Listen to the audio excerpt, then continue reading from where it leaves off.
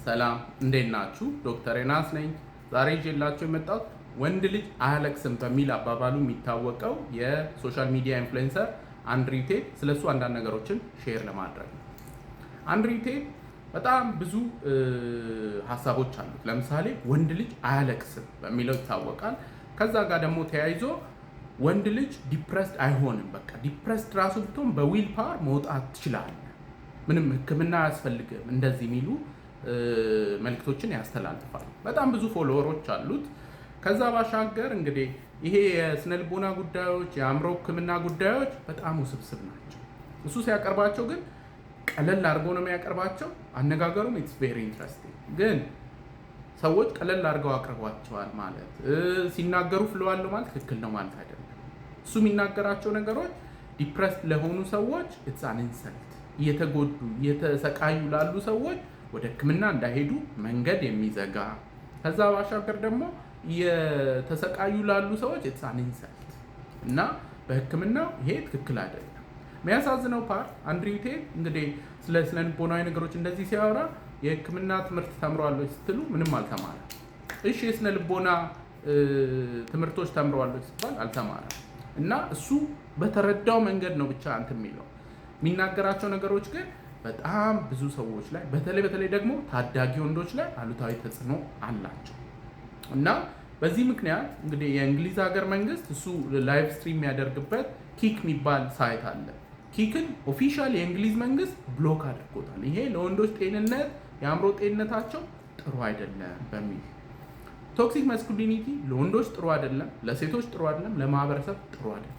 ወንዶች ልጆች ስለ ስሜታቸው ማወቅ አለባቸው፣ ስሜታቸው መረዳት አለባቸው፣ ስሜታቸው መግለጽ አለባቸው። ይሄ እንግዲህ ማልቀስንም ይጨምራል።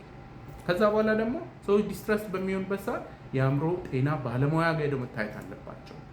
ምክንያቱም ምንድነው አንድ ሰው ዲፕሬሽን አለበት የለበት የሚለውን ለማወቅ ሳይኪያትሪስት ጋር ሄደው መታየት አለበት። ከዛ ደግሞ ዲፕሬሽንም ካለበት መጠነኛ ነው፣ መካከለኛ ነው፣ ከባድ ነው የሚለውንም ባለሙያ ነው የሚወስነው።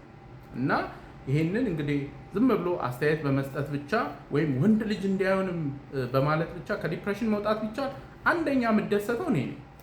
ለምንድን ነው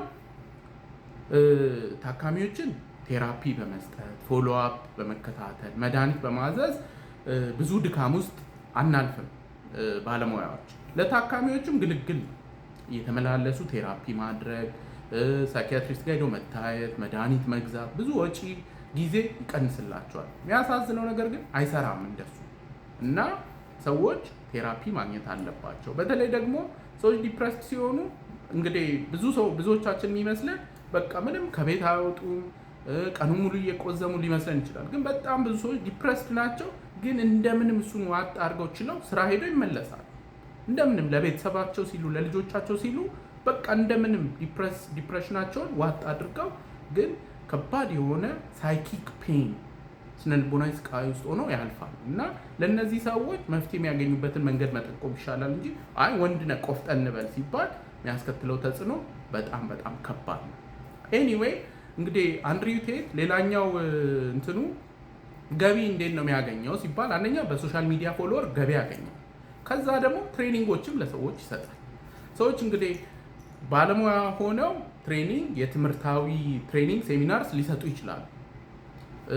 የሃይማኖት ሰዎች ደግሞ ከሆኑ ያው የሃይማኖት ነገር ለጽድቅ ነው፣ በነፃ ሴሚናር ትምህርት ምናምን ሊያዘጋጁ ይችላሉ። አንድሪው ቴት የሃይማኖት ሰው አይደለም፣ ስለዚህ በነፃ አይደለም ትምህርቱ የሚሰጥ።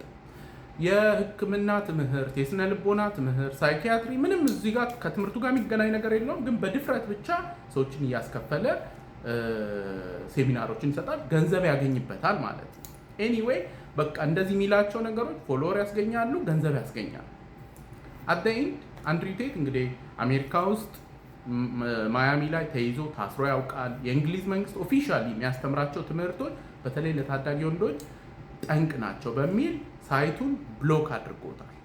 እና እንደዚህ አይነት ነገሮች ሲነገሩ አንዳንድ ጊዜ ደስ የሚል ፍሎ ያለው ነገር ሊመስል ይችላል። ግን የአእምሮ ጤና ላይ የሚያሳድሩ ጫና በጣም በጣም ከባድ ነው። ለምሳሌ ወንድ ልጅ አያለቅስም ብለን አንድ በቀላሉ ሄዶ መታከም ያለበት ወንድ ሳይታከም ሲቀር ከዛ በኋላ ምናልባት ደግሞ ራሱን አጠፋ ሲባል ብንሰማ የአንድ ሰው የብዙ ሰው ይቅር የአንድ ሰው ምን ያህል አሳዛኝ እንደሆነ ከዛ በኋላ ሰዎች ደግሞ የሚያልፉበትን የስነ ልቦናዊ ጫና ትንሽ ረጋ ብለን እንትን ብንል እነዚያን ነገሮችን በድፍረት ለማስተላለፍ ትንሽ እንቆጠባለን። ከዛ ይልቅ ባለሙያ ጋር ሪኮመንድ ማድረግ፣ ሳይንቲፊካሊ የተረጋገጡ ነገሮችን ማስተላለፍ የተሻለ ነው የሚሆነው።